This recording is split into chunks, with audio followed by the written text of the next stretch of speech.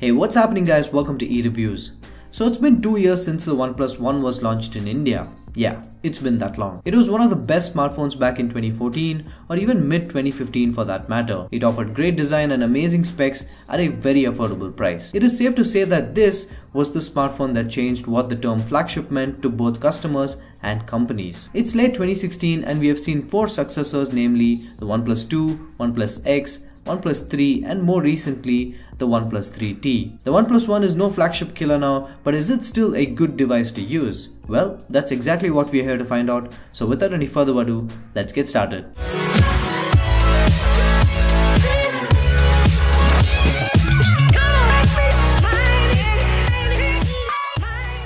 Let's start off with how the build quality has held up. I bought this device during the first flash sale, making this particular unit 23 months old. This was my first expensive piece of tech that I bought off my own money, so I took real good care of it. It was always protected with a case or a back cover, which sacrificed themselves to take most of the bumps and dings. And I've never had a screen guard or tempered glass because I trusted Gorilla Glass 3 and it hasn't let me down till today. Definitely the two main reasons why this unit is still in mint condition. Now I have slapped on a skin because it looks much cleaner, and also I have a lot of other devices. Coming to the design aspect, there are just two things I'd like to tell. First, the design still looks good, even with the likes of budget devices sporting all metal construction, bezel-less displays and whatnot. Second, it was a big device to handle back then, it's still a big device to handle today, thanks to the large and fat bezels. If I had to rate this device in terms of design and build quality today, I'd probably give it a solid 8 out of 10. Now moving on to performance, this is still the same beast that it was 2 years back.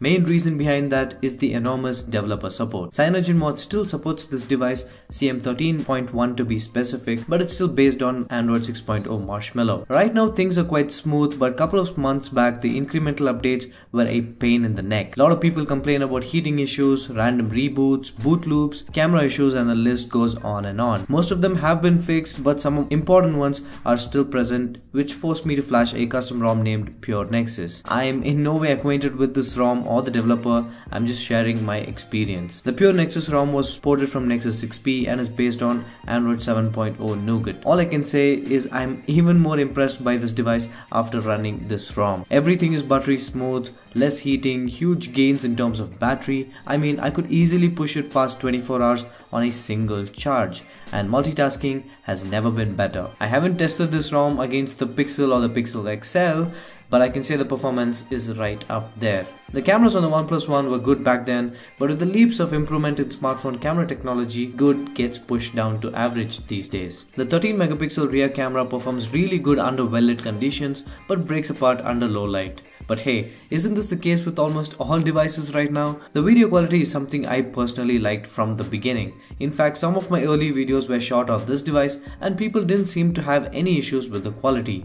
The front-facing 5 megapixel camera is more than capable to provide you a pretty good selfie. Here are some samples.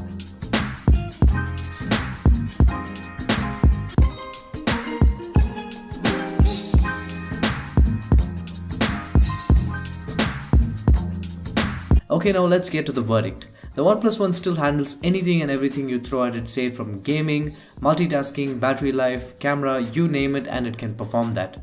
A statement which can rarely be made on a 2-year-old smartphone. Using it as my primary device today, because all my other devices are damaged, I'd rate the OnePlus One another solid 8 out of 10, giving it an overall score of 16 out of 20.